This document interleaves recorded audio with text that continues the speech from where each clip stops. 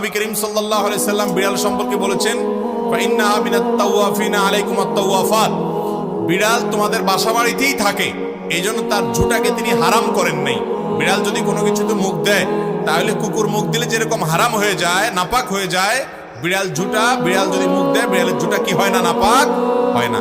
এইজন্য বিড়াল পালা জায়েজ আছে, বিশেষ করে ইঁদুরের উপদ্রব থেকে বাঁচার জন্য, কিংবা এমনি আদর করে আপনি বিড়াল পালেন, কোনো অসুবিধা নাই। আপনারা সবাই জানেন একজন সাহাবী ছিলেন, নাম হলো আবু হুরায়রা, নাম শুনছেন না, রাদিয়াল্লাহু তাআলা আনহু। ওনার নাম কিন্তু আসলে আবু হুরায়রা ছিল না, ওনার নাম ছিল প্রসিদ্ধ মত অনুযায়ী আব্দুর রহমান। আরো অনেকগুলো মত আছে ওনার নাম নিয়ে, কিন্তু ওনার নাম পরে আবু হুরায়রা উঠে গেছে। কিভাবে? ওনার একটা বিড়াল ছিল, জামার হাতার ভিতরে এই বিড়াল ভরে অনেক সময় মসজিদে নিয়ে আসতেন। তো একবার নবী করিম সাল্লাল্লাহু আলাইহি ওয়াসাল্লাম তার বিড়াল দেখে, তার সবসময় তার সাথে সাথে বিড়ালটা থাকে, এটা দেখে তাকে বললেন, ও বিড়ালের বাপ। আবু হুরায়রা মানে বিড়ালের বাপ। এরপর থেকে ওনার নাম হয়ে গেছে কি, বিড়ালের বাপ। আসলে কি তিনি বিড়ালের বাপ ছিলেন? এটা কথার কথা হয়ে গেছে, রাসূল আকরাম সাল্লাল্লাহু আলাইহি ওয়াসাল্লাম মজা করে বলেছিলেন। তো তারপর থেকে ওই নামে তিনি পরিচিত হয়ে গেছেন।